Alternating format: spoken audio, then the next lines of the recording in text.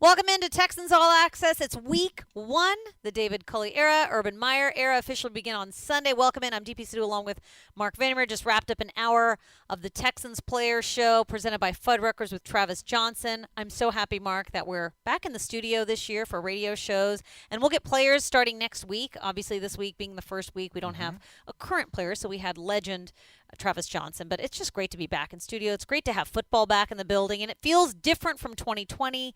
It's not quite like normal football in 2019, but I feel like we're a little bit closer to it than we were. Yeah, I feel a lot closer. I wish we were at Fuddruckers because I'd be having a milkshake arrive any moment now, and it's not going to happen here in the Hyundai Texans radio studio. But look, I loved having Travis on. I think Travis could do a show every week, maybe more than that. He's really entertaining, so that was fun. And next week we have Charles Amenahu on. And I've already talked to David Culley on the air this week, Nick Caserio. You're going to hear those on Texans All Access later on in the week, but we've podcasted those interviews out. And it's just been a real exciting, energetic vibe heading into week one. You're right, DB. We can feel it. It's here. Last year we were sort of thinking, look, let's just get through the season somehow. And then the season spiraled quickly out of control. But as far as what we do, we were just trying to get through it. We did, and here we are. And it's just so much fun. I'm glad the fans can show up to the building on Sunday and be part of this thing. And, we'll be able to do everything soon enough, I hope. Yeah, it's going to be a totally different Texans team than what we had last year. It's actually a totally different Jags team. I was talking to J.P. Shadrick of the Jaguars Radio Network, and a lot of the stuff that he talked about regarding the Jaguars, you could sort of say the same thing about the Texans. He's like, there's a lot of optimism, there's hope, but we don't really know what this offense and what this team is going to look like now. And I think that week one, we're about to all find out together what both teams look like. But I'd rather be facing these guys in week one than later on. See, I feel like I can predict what the Texans are going to be like, what they're going to look like as far as scheme and everything, more than I can predict the Jaguars. Because the Jaguars, even though they have Bevel and Brian Schottenheimer and everything, but Urban Meyer's the head guy there. So I'm wondering what his stamp is going to be. Is it going to look more NFL-like than we think? Is it going to look a little more college-like? Were they completely sandbagging in the preseason? They weren't completely sandbagging in the preseason. But how much did they show or not show? As far as the Texans go, I always felt like it was going to be a run-first kind of offense. And when I say run-first, I don't mean boring run-first. I mean, you're going to play action off of that. You're going to move Tyrod Taylor out of the pocket. You're going to do a lot of cool stuff that way, a lot of cool east-west stuff to enable them to get open throwing lanes. But I really feel like I could predict the offense for the Texans more than I could predict the Jaguars. As far as the Houston defense, I'm just hoping that what they got going in the preseason continues here with this takeaway train rolling and the fact that they were able to stop the run. I know it was a little harder in week 2, but in week 3, week 1, they did a really good job of that. I think to see Trevor Lawrence in his first NFL start with this defense is going to be a lot of fun if this defense looks like what it looked like in the preseason. I think their ability to get pressure and to force some takeaways. It might be a rough day for Trevor Lawrence. I don't know. I've heard some great things coming out of Jacksonville about what he's looked like this offseason OTAs. But, of course, the speed of the game is the speed of the game. He's never played in an NFL game the entire game against starters on defense. I don't think – you know what? I haven't watched him in training camp. I haven't watched his practices, so who knows? I've watched him a bit in these games, in these preseason games, but – how can you really tell how he's going to be? They're optimistic. And look, I know they're our enemy. They're an AFC South foe. And by the way, I'm starting to hate them more and more, DP. Like, my hate meter on the Colts is off the scale, and the Titans is right there with them. The Jags, they're a rival, but I've never felt the ire that I feel against those other two teams. Until this preseason, it started to rev up a lot because of all this Lawrence love. And it's nothing against him personally. It's kind of like the people who anoint him before they see him playing in these regular season games. And Urban Meyer as well. Because even though Urban Meyer is a highly successful college coach, I totally respect him. I've never been a huge fan of him. Maybe I'm just jealous. I don't know. He and Saban, I don't know. I just feel that way. But I give Urban Meyer credit because he's trying something new. He's trying the NFL now. Let's see if I can do this well. I totally understood the Tebow thing. When Tebow caught that touchdown pass in practice from Trevor Lawrence, I thought that highlight, we're going a little crazy here. There was no defense. It was tackling dummies. And literally, that Lawrence had to scramble away from, right? No, they were approaching him. I know, they were very excited. It looked like one of those versus the mascots' halftime shows or halftime games that the Pee-wees do. And Tebow had a diving touchdown catch, and they ran that highlight more than the immaculate reception. So I started to hate the Jags even more because of that. But, yeah, it'll be interesting. I still think that there's a lot of love for them, and I get it. They want to be optimistic. They want to be positive about what they're about to go through here with Lawrence. But DP, I look at Jameis Winston and Marcus Mariota, 1 and 2 respectively in 2015. Neither guy with their original team. Then I look at Jared Goff and Carson Wentz, 1 and 2. Neither guy with their original team. You cannot assume anything when you draft a guy that high, and that goes for Mahomes and Watson too, who were both drafted in 2017. But they weren't the number 1 and 2 pick. It was 10 and 12. Worked out a lot better for them as far as initial success than it did for those other guys I mentioned. So we'll see how it goes. I know Goff's been to a Super Bowl, but the Rams didn't believe in him. They traded him. So, look, I don't know what's going to happen with Lawrence. I can't make any predictions here. He's a really good player. We'll see. All right, I'm going to get to some hot reads, but before I do, I've got a fun fact for you. Okay. In the common, and this was tweeted out, I retweeted it. In the common draft era from 1967 until now, there have been 25 previous number 1 overall picks at quarterback. Okay, so you know what the record is for number 1 overall picks at quarterback in their first NFL start? Oh, it's not good. What is it? It's 4 wins, 20 losses, and 1 tie. And now you got to think, like, you've got Peyton Manning. You got all these guys that have been drafted number 1 overall. They lost their NFL debut. I'm not saying that Trevor Lawrence is Peyton Manning. I'm just for the purpose of the exercise.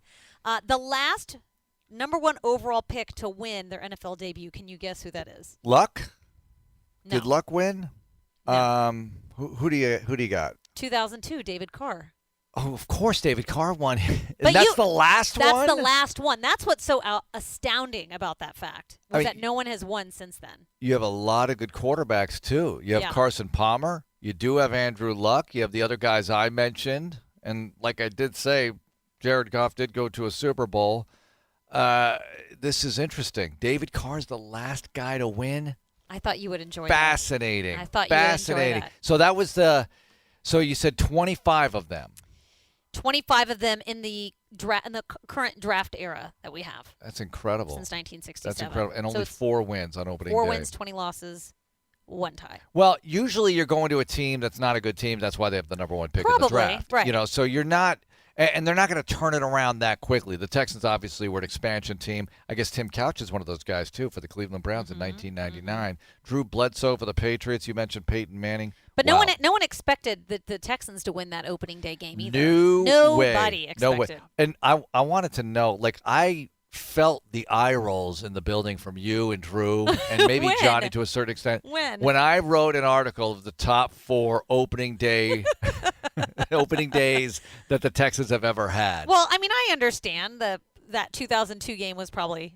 Well, I said I picked top 4 because, look, I was going to go top 3, but that would mean I'm only picking 2 games because number 1, it's like it has to be that game. Yeah, I mean, it's got to be that game. There's nothing that's opening day. You'll never replace it. No, you'll never. You could have beaten the Chiefs last year opening day 50-0. It would not have replaced opening day of franchise history over the Cowboys. All right, so now you got to name the other 3 since people are listening. Okay, I named the victory over Miami in 2003 to open the second season in Texans history because the Dolphins were really good back then. People forget how good the Dolphins were, especially in September, but they were coming off 14 consecutive non-losing seasons. They were in the playoffs almost every year.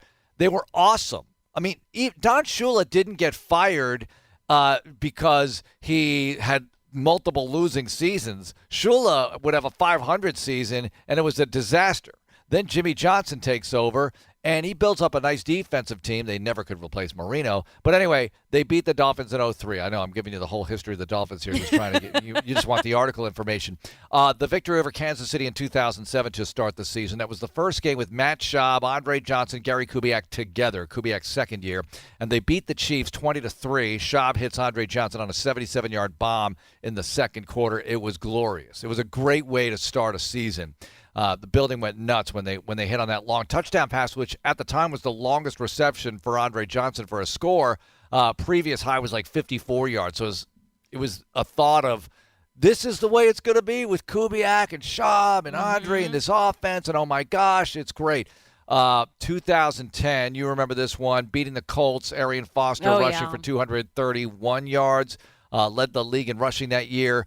That team was really loaded. That team, all right, so that offense. That offense was really loaded. They were loaded. They had 8 guys who were either former or would become Pro Bowlers. 2008 offense. That's unbelievable. Yeah, that is crazy. 8 Pro Bowlers on that offense. Wow. So you picked none from my time here. No, I know. I did that on purpose. No, I'm just kidding. Oh, okay. I was just what would I have picked, though? Okay, so opening day wins. 2013 was a pretty good one. That was such a. I still talk about how late that game was. It was the second of a doubleheader on Monday night on the West Coast. Mm-hmm. San Diego Chargers. Brian Cushing had the pick 6 coming off the knee surgery. You sound like me now. I love this. I know. You're Well, that was reciting facts. That was my first game. I mean, the whole season could have gone however it went, but maybe that just made that first win even better because there were only 2 wins. And we used to have Victory Tuesdays where they'd have this smorgasbord of food, and I missed it the first 2 Tuesdays because we used to do a show from 12 to 2, and that's after the second win against Tennessee. I said, I'm going to go on Victory Tuesday. I'm going to get whatever snacks and foods they had, and then they just never won again. And then Victory Tuesday went away. It was 14 consecutive losses. But you're right, that Monday nighter, they won. It was not a great performance because they were down. They had to come back. But the fact that they did come back and you were thinking, all right, Randy Bullock hits the game-winning field goal. Cushing has the pick 6. We're good to go, right? Mm-hmm. And then you had to come from behind to beat, or win in overtime anyway, to beat the Tennessee Titans with Hop catching a game-winning touchdown pass as a rookie. Because Andre Johnson went out because he had the concussion. Oh, that's what happened in that game. Andre Johnson went out because I remember he left the game, and then you think, okay, now it's all going to be on this rookie, and now we're in overtime. Yeah, and that was a home opener. You know what happened also in that game? That was the first, even though they won the game, that was the first pick 6 against the Chargers. They had a pick almost 6, but it wasn't. And then they had a pick 6 against the Titans, and that started the string and started the wheels to completely come off. How about this one? Opening day victory. 2014 Bill O'Brien era kicks off with a win over the Washington football team, as they are known now. Yes. Blocked a kick in that game. It was a nice performance that day. The weather was just horrific outside. It was this torrential rainstorm because the radio broadcast got messed up. I also remember that was Clowney coming back, and then he left during halftime. So he opening, tweaked a knee or something. That opening day had a weird feeling for me because when you see your number 1 overall pick go out in a game, and people are looking at his knee, like that worried me. So that had a cloud, literal. It was like a literal and a figurative cloud over me in that game. All right, got another one for you. 2016 winning over the Bears on opening day, but that's not going to make a top 3 list. Yeah. But Brock Osweiler era kicks off with a victory and ends after 1 year. Yeah, and then we didn't really win any opening games after in 18, 19. No. Yep, 17 no, 18 no, 19 no, 20 was no. 0-3 start, 19 was 0-4 So Brock start, was the last quarterback 0-4. to win on opening day for the Houston Texans. That's really crazy. Mm-hmm. That's a crazy stat, Mark, and a little bit depressing at the same time, too. Sorry about that. All right, so as we head into week 1, let's get into some hot reads. Mm-hmm. Texans placed Charlie Heck on the reserve COVID list yesterday. What does that mean for the right tackle position? I wrote a story about this. It's up on HoustonTexans.com because Marcus Cannon is practicing this week, but we don't know how much. But what happens to that right tackle position? I think that's going to be the big question all week as the Texans look to send out. Charlie Heck could still play on Sunday if he gets 2 negative COVID tests, and he could. Mm-hmm. But, in the meantime, this O-line that you sort of knew what it was going to be heading into this first week of the season. Did you, though? We didn't. No one announced it to us, but we had a sense. We had a good idea. We had a good idea. Laramie coming back. Laramie, and Coach said it, Laramie's getting back into full shape here. But, Dr. Vandermeer looked at Laramie yesterday and thought Laramie's looking pretty good. He's looked good the past few weeks. He's pushing this, even before he was back in practice when he was on the COVID list, he was pushing the sled in 100-degree heat in the side field. And I thought, he looks, his strength and stamina and conditioning look fine to me. And but Marcus what do I Cannon know? looks fine to me. Dr. Vandermeer declared him healthy. Look, I don't know. But if Cannon can play a whole game, I guess is a question. Mm-hmm. But who knows? Maybe it's no problem for him. Maybe, we have to limit his reps. Who knows how they're going to approach that? Or maybe today he woke up like, I can't go. I don't know how they're going to handle it, DP, if Heck wouldn't be available.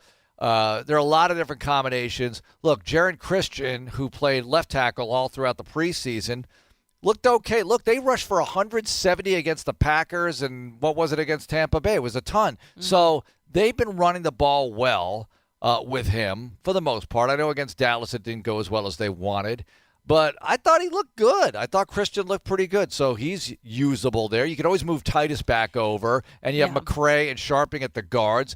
That's probably not your ultimate ideal setup based on who you have on this roster. You know, you'd love Lane Taylor to be healthy too, but obviously that's not a thing right now, or practice squad anyway. He's there. So I think there are a lot of possibilities still. It's Tuesday. Let's just see what happens tomorrow when the injury report comes out and who's at practice. Yeah, and you still have your 4 practice squad guys that you can bring up as depth. Because Justin McCray, I think he plays interior really well. I think they like what he plays at the guard position. So if you do slide Titus over to the right tackle spot, maybe you put McCray in at left guard. Yeah. And you go from there. Yeah. Or maybe if Cannon's healthy, that might be the easiest because he started every single game at right tackle for the Patriots 2 years ago. Well, I think they'd love that to be the case. You know, Cannon to be the starter at right tackle, healthy Cannon, and take it from there. And Heck is a guy who's there for depth.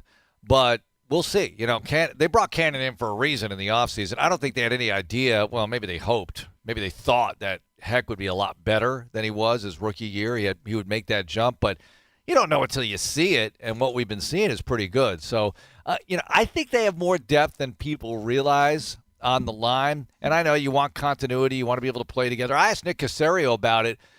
Do you have to wait? Not necessarily wait, but you have to see it happen 2, 3, 4 weeks of the regular season for an offensive line to fully gel. They don't play a ton together in the preseason. It's still preseason. And I've heard different O-linemen and O-line coaches say stuff like that. Like, you got to get into the rhythm of the season a little bit before the offensive line really finds their legs. And I think Tampa will tell you that based on what happened last year to them. You know, they really got good as the year went on and learned how to work with Brady. Look, you got to survive week 1. You got to survive every week. You know, the NCAA tournament motto is survive and advance. That's really the NFL, too, every single week. Survive, advance to the next week, take it from there. You know, Tom Brady, he was on the Today Show. They were showing a clip of an interview. I don't know if he was doing it with the Today Show or if he was doing it with someone else. He was talking about this year with COVID and the protocols. And even though, you know, we're out and about and the football games are looking more like normal than they were last year, he said it's definitely going to affect – COVID is going to affect teams' rosters more this year just because teams are traveling, they're out and about. And he said, you just have to be prepared that you're going to have to go into some weeks with guys that are on the COVID list. Like, you just have to prepare for that. It's going to be normal. All right, so I want a little credit here. Not that I seek credit, but, you know. But it sounds like you are. Sometimes, about to seek credit. In 3, 2, 1, go. In July. And this is why everyone needs to listen to Texans radio every night. Johnny and I talked about this, and I mentioned this in July, that I think there will be more COVID games lost, not entire games, but player appearances lost this year versus last year because we are opened up and because even though you're vaccinated, even the vaxxed can get it, can test positive, asymptomatic. Hey, I'm fine, or I'm a close contact because there's so many positives out there. I'm a close contact. Now I got to sit. Possibly. So I think it's more of a threat in that way this year. Hopefully enough people are vaxxed where they don't get really sick, but we're just talking football here. You're positive, you can't play. You know, and that, even me, look, we test regularly, right? I'm going to test every week. If I test positive, I'm out. Yeah. I'm out. I don't want to test positive, clearly. I'm staying away from large crowds. Look, I'm not going to go crazy. I'm still going to go to restaurants and things like that. But, all right, we pulled up to a restaurant a week and a half ago, and it was packed. And I was like, not going in. It was just jammed, congested. It's hard to social distance and it looked like it was one of these low-ceiling places, and I'm like, there's a circulation, and maybe I'm reading too much into it, but I'm staying away from that one, and I'm going to be in more wide-open spaces. And look, it's not like I'm completely cocooning and limiting my exposure to everything, but you limit your reps, right? You limit the amount of exposures you get with situations like that, and you decrease the chances of testing positive. And that's how I feel personally. I got to imagine they feel somewhat similarly, but some of the guys, they're young guys. They're going to go out. They're going to be around people. They have kids in school. You have no protection against that virtually. And there you go. So I think it's a big deal that Brady brought that up. Yeah, because a lot of times you might be exposed to someone, you don't even know it because people are asymptomatic. Right. Like obviously, if you're sick, you're not going to go out and about, but there's probably people walking amongst us that have COVID that don't even know, and you could unknowingly get sick. But the fact that we're tested every single week, we will know as soon as we have it. Have you sneezed in public anywhere? No, I'm not a sneezer. Oh, you're not a sneezer? I don't have allergies, so it's great. If I walk outside and I like smell the grass or something, or like some dust gets in there, you feel the urge to sneeze. You hold it? Oh my gosh. I feel like if I sneeze, I feel like they're going to like get a body bag and like, get rid of them. Or they're going to pull up in a van and, get a big butterfly net and drag me away. I don't know. You just feel like I can't sneeze anywhere. And if I do, I'm just like going to bury my face into my shirt or something. I was at practice and I drank some water and it went down the wrong pipe and I started coughing. And I felt like I had to explain to everybody around me. Oh, yes. It's water down the wrong pipe. It's water down the wrong pipe. It's also 103 degrees outside. Not COVID. It's not COVID. I just don't know how to drink water. Because allergies, obviously in Houston, allergies are a huge thing. Yeah, they are. I love how the news reports, you see, allergies are really bad right now. The pollen is very bad right now. When is it good? Pollen is always nasty and bad in Texas or Houston, whatever. I've never heard it like, low pollen. There's not really much pollen Go outside, out there. breathe. Yes, Yeah, no, it's never like that. And so that means people are sneezing and everything, and I don't know. All right. Well, keep an eye on wide receiver Anthony Miller. He could be active for Sunday's game. Head coach David Culley said the team would know more about Miller's availability this Wednesday, meaning tomorrow. He was actually dressed out yesterday, Mark, for practice that they had in the stadium. Wearing a number. Wearing a new number, which John Harris approves, and I actually approved it too, but for different reasons. 3? He's wearing the number 3. I liked it because I just liked single-digit numbers. I like it when offensive players are wearing them. Johnny liked it because that was his college number. He said it just looked right on him. That was his number at Memphis. So I went back and I looked up Anthony Miller. I said, he wore number 3 at Memphis, huh? So I went back and I looked, and sure enough, I was like, well, that's probably why he looks right to John Harris. Here's a question I have. If Andre Johnson played now, would he go to number 5, which was his college number? Oh. He once signed something for me. I was like, can you sign this ball? It was a hurricane ball. That's why he did this. Oh, and I couldn't really read the number. I'm like, that is not an 80. I don't know what that is, that scratch, but that's not an 80. And then somebody said, oh, no, that's a 5. That's his college number. I'm like, oh, yeah, you signed your college number on your college stuff. The hurricane gear he signs with his college which number. makes perfect sense. I was just being, very ignorant. There were a couple of number changes yesterday in practice. DeMarcus Walker is 55. Yes, thank you for bringing that up. Yeah. Because I actually had to ask for a roster. I thought, Am I just like losing my mind? Guys are looking different. Yeah. And Terrence Brooks had a new number as well. Was that a single digit as well for Brooks? Is he 8 or something? Which was Buddy Howell in camp, and Brooks was like in the 30s. He was 29. Brooks was 29. 29? Yeah, he was a DB Mitchell's number. 39. I remember new DBs. I was categorizing them in my brain. The Terrences, I guess. Yeah, the Terrences were 9, so now Terrence Brooks is an 8. I got to get it right for Sunday. We got to get that right, but I do like Anthony Miller's a 3, and hopefully we'll see what happens because now they actually have to put out the participation report for practice now that we're in the regular season. Yes. So you'll know if guys are limited. You'll know if they're full. One. You'll know what they look like in practice. Also, Marcus Kinnon. All right, this is a big national story. Tyrod Taylor is the starting quarterback of the Houston Texans. I mean, I just feel like everywhere I look, it's like a headline.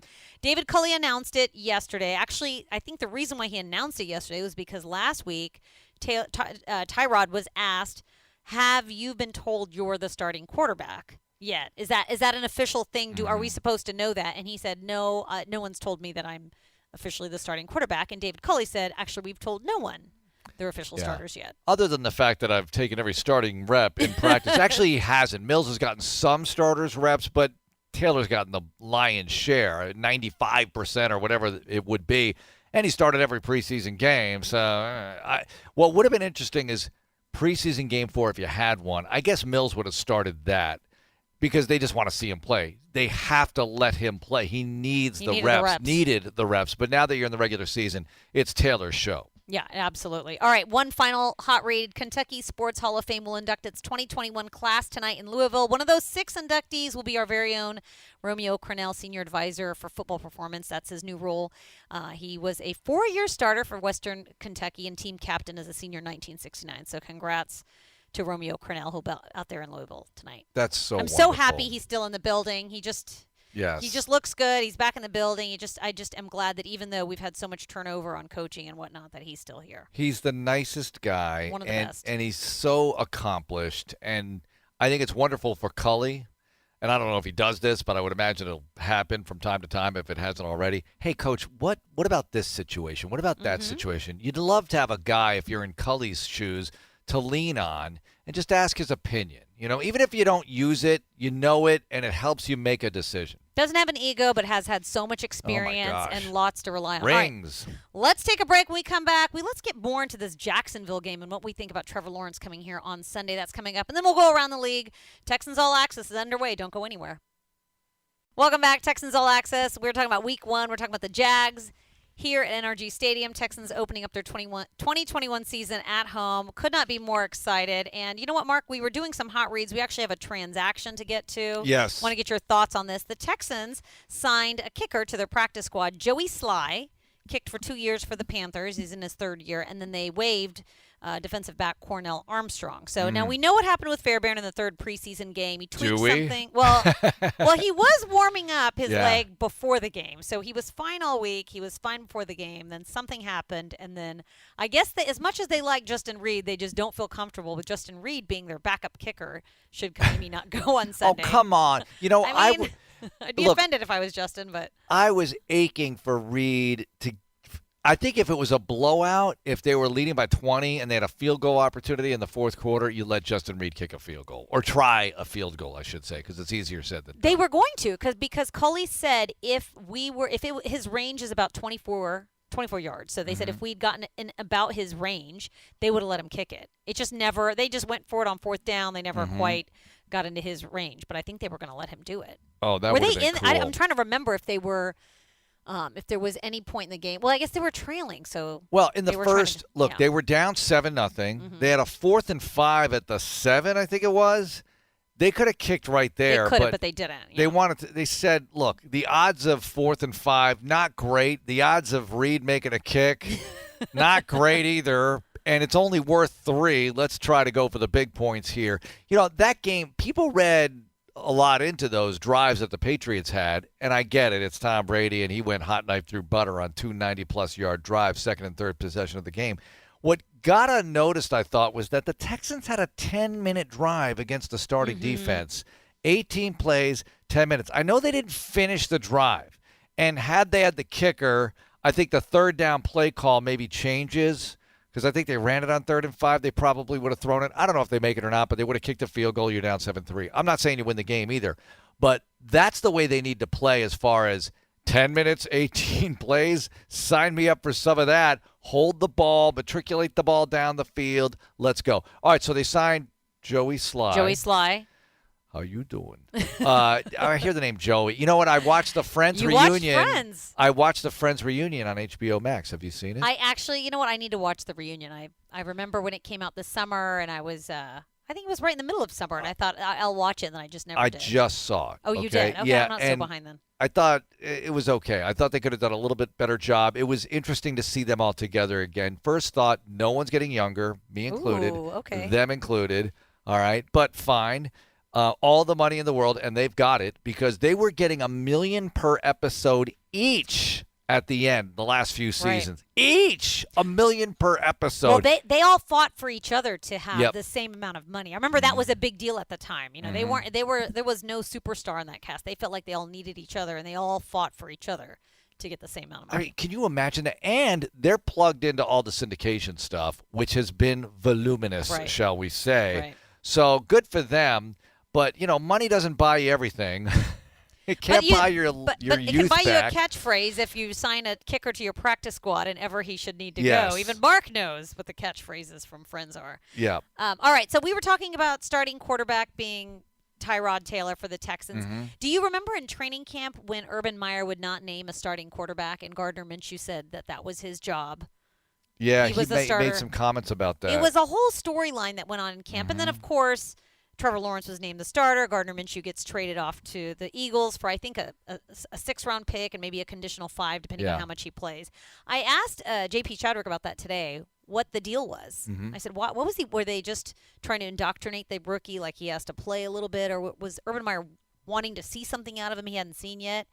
And he made it seem like it was just sort of like they wanted he'd had a deal with Gardner Minshew that I will let you have some reps with the ones. We will let you be a part of this competition, because I think the writing was pretty much on the wall. But yeah, Trevor Lawrence still won that job, even though everyone thought it was his job to begin with. But here he comes. They really like what he's done so far in camp. What I think is really intriguing is that he's really mobile, and they only have 3 running backs on that roster, where the Texans have 5. The Jags only have 3, 2 of which were former Texans. Actually, I should say 3. They've got Carlos Hyde. Do you remember Dare Agumbawale? Yes. He was on a practice squad. Then they've got James Robinson, the undrafted. They signed Duke Johnson to the practice squad. And then they signed Duke Johnson to the practice squad. Hello. Yeah. I didn't like that because I thought, well, you mentioned the other guys. And this Tim Kelly offense, it's not the full Bill O'Brien experience, but there's enough there. And I'm thinking, are they picking the brain of Duke Johnson and those guys who played for the Texans? Is that what you thought? No. I mean, But I always get suspicious when somebody gets signed to the practice squad that used to play for you recently, and I'll be watching them closely, DP, to see if and when they cut Duke Johnson from the practice squad, although he's there for a reason, obviously, so they can lift him up in a hurry if need be. I thought because they had lost their other really high draft pick, Travis Etienne, early on. He had what Schaub had, the Liz Frank. Yes, he did. Liz Frank injury. So he's out. He's got to have surgery. He's had surgeries out for 4 months. I thought that they wanted somebody that was a pass-catching back, and that's pretty much what Duke Johnson is. Because you know what the practice squad rules, you can really elevate a guy the day before. It's wonderful, and that's it's so easy. That goes along with Joey Sly here. In case Fairbairn can't go, they can elevate him quickly, get him on the roster, and go. They need a kicker. So let's hope Fairbairn can play, though. That would be the best thing for everybody. Although Sly has range, he's got a career long of 59 yards. I wonder, though, with preparation, when you prepare for other teams, I mean, that would probably be too much if you have to start preparing for practice squad guys. Like if somebody signs a big-name player on the practice squad, would you have to start preparing for that guy, too, thinking that they may be playing on game day? Depends who it is, right? I think.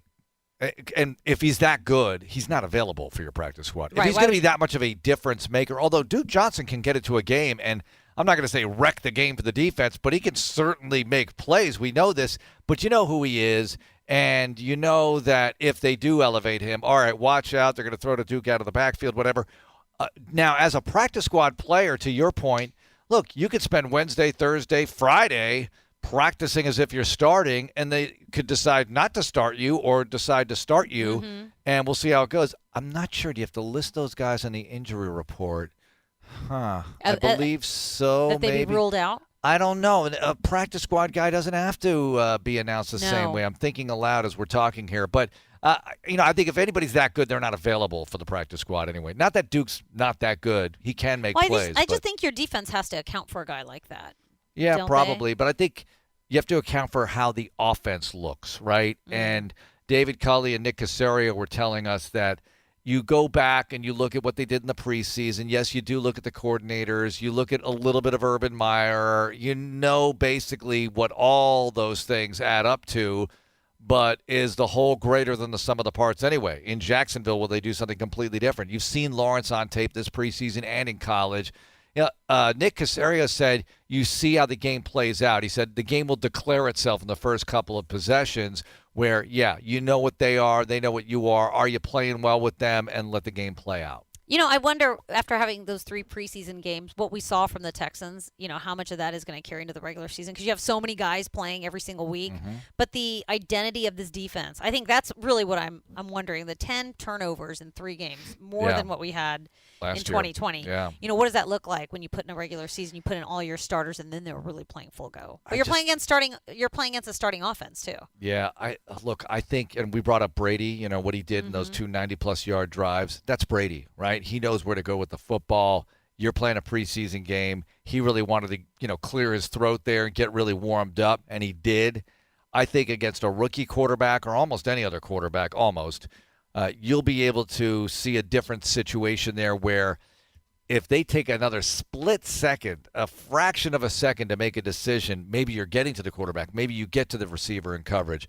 That was so quick what he was able to do to the Texans. But I watched it again. I thought, those windows, all right, so guys were open, but he knew where they were. The holes closed quickly that fraction of a second is taken to make that read. So I'm just hoping these guys get enough pressure. And Andre always says pressure is just as good as, if not better than, sacks, because you're forcing errant throws, turnovers potentially, and things like that. You have the prospect of getting the ball picked off. And, look, with the sacks, Lovey's very clear about, if you're going to sack the quarterback, make sure you're trying to get the ball out on the way down. Make sure that you're going for the football, because the quarterback has the worst ball security on the team. He really does, because he's got to. He's got to be able to throw the ball, so he's going to hold it like an egg or whatever it is. So we'll see how it goes. I know the focus on the turnovers has been a lot of fun. I just feel like now we're writing about we used to write about takeaways. If somebody had a takeaway in a game, you write a story. Now it's more like, let's just wait till the end of the game. Yeah. Because if I write a story every time we have a takeaway, sometimes we too many stories. It's gonna be a lot of stories that I know. I'll be writing. Last year it was like we could have a whole website devoted to every takeaway. When J.J. Watt had his pick six on Thanksgiving Day, I think I spent more time wondering what the title of that story should be, because it was like a smorgasbord in a drought. It's national television. It was Thanksgiving. It was a pick six, and then, it was JJ after a long time getting a play like that. All right, let's take a break. We got one final segment. We're going to go around the league. There's a Thursday night game, speaking of Tom Brady. Big. So that's a big deal. I cannot believe that football's just 48 hours away. We'll get into some of the top stories around the league. That's coming up. One final segment of Texans All Access coming up. Welcome back. One final segment of Texans All Access on a Tuesday. It's time we go around the NFL as the NFL season's about to kick off. Thursday night, Dallas Cowboys, Tampa Bay Buccaneers. I know everyone is really excited about that game, especially when the schedule came out. A little bit of news, Mark, around the league. We were talking about COVID cases earlier, and Tom Brady talking about it. Because Tom Brady had COVID after the parade. That's what I've heard, yes. I was like, wow, the things that we've learned about Tom Brady. He had COVID. He had knee surgery. He kept it very mum throughout the offseason. Clearly, Brady, what we've learned is, don't believe a word Brady says. I'm just kidding around. Look, it wasn't his business. It was none of our business that he had COVID after that parade. I did wonder about that at the time. I'm thinking, this looks like a super spreader type of event to me. And then you saw him walking around arm in arm with players at parties and things like that. Yeah, whatever. You're celebrating a Super Bowl. They'd won the Super Bowl, but they had it on the river. I guess to stay away from crowds, but I guess the boats were so crowded that, I was like, well, I don't really know if that accomplished what they wanted to accomplish, but it seemed like a fun time. So, anyway, on Thursday night, the Dallas Cowboys, actually, who the Bucs are playing, they're going to be without their Pro Bowl guard, Zach Martin, because he has tested positive for COVID, although head coach Mike McCarthy not quite ruling him out yet because he needs 2 negative tests between now and Thursday's game. Ezekiel Elliott called Martin their best offensive player. So that's high praise coming from a running back of that stature, and you have Dak Prescott making the big money now, and Zach Martin's their best player. That's really high praise right there. They got a lot of talent on offense, obviously. When they're all out there healthy, you feel like they could probably move the ball pretty well, but I don't know about at Tampa, right? And Ndamukong Suh is back off the COVID list on the flip side, so then you've kind of got that going against you as well. I saw just a Twitter segment, Stephen A. Smith, and I guess it was with Irvin. Yeah, it must have been, because Michael Irvin joined that show this week. And are you telling me you're that concerned about a guard missing the game? And that's going to be the difference? And he was just going on and on about that. It was pretty funny. Wait, Stephen A. Smith was saying that, or Stephen Irvin? A. Smith said that, Okay. yeah. Well, they were both trying to yell at each other, and it's Sure. a yell fest. And, look, I guess that sells on that show. Look, I'll be rooting for the Buccaneers again, like I did in the Super Bowl. Okay. This time it's to crush the Dallas Cowboys, so please do it. And, it's funny with Dallas. We've talked about this from time to time. I kind of like Dak Prescott. I do, but I don't like the Cowboys, and I want them to lose. I do like a lot of the people who work there, like Brad Sham and some of the other folks, right? Yeah. But I want them to lose, so I'll be rooting for them to lose. I was a little surprised that was the Thursday night game. You've got Tampa Bay. I thought there's a lot of other opponents, but Dallas really struggled last year. And yeah, but it's Dak Dallas. Prescott's coming off an injury. Week 1, like maybe you might want to put that a little bit later in the season. Why They're would polarizing. You either want them to win or lose. It's But like the Yankees. This is hard. Who do I root against? Do I root against Tom Brady? Do I root against the Dallas Cowboys? I don't know who to root against. You root for Brady now. I'll tell you why. I don't all out root for him. I'm not hanging up a Tom Brady poster in my bedroom or anything like that. But I want Brady now is the old guy to me, and he's in the NFC where he can do no harm, really. Okay. So I rooted for Brady during the playoffs last year. We weren't in it. I was like, go Brady, because I I didn't want to see Breeze win. I don't like Aaron Rodgers, okay? I don't know what it is. You don't like him. I like Matt LaFleur. You know this. You do but I don't Matt like Aaron Rodgers, and I don't know. I rooted for Brady in that game. And I think the old guy status of Brady now, and he's been old for a while from NFL context, but I was kind of pulling for him, which it boggled my mind. You know how I hate the Patriots so much, and I hated Brady with the Patriots. I mean, it was pure, utter sports hatred. But Brady with the Bucks, Bruce Arians, whatever, have a good time. You separated him. He's no longer a Patriot. So yes. you really your beef was never with Brady to begin with. Yeah, I guess it wasn't. It's anybody who plays for the Patriots, I guess. And any Texans opponent, and we play them every year. It feels like they're an unofficial division opponent at this point. I wanted him to win because I thought it would answer the age-old question of why did the Patriots win all their Super Bowls? Was it because of Bill Belichick or was it because of Tom Brady? And I thought if Tom Brady goes to the Super Bowl and loses, we will still not know the answer to that question. Mm-hmm.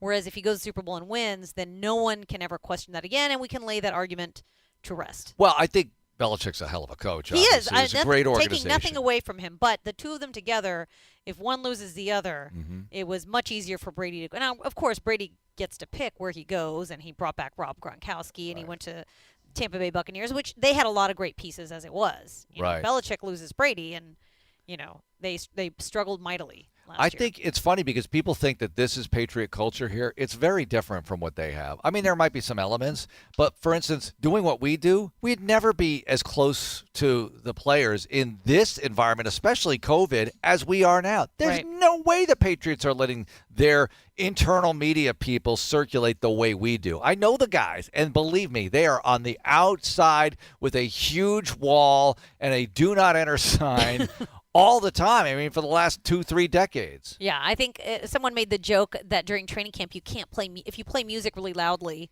you can't film practice, like if you work for the organization. And so someone joked that, Bill Belichick's probably going to play loud music throughout all of practice, so nobody internally can film any of it. Even some of the other media, because they have music licensing rights issues as well. Yeah. I don't know if they did that. I just heard the joke, and I thought it was funny.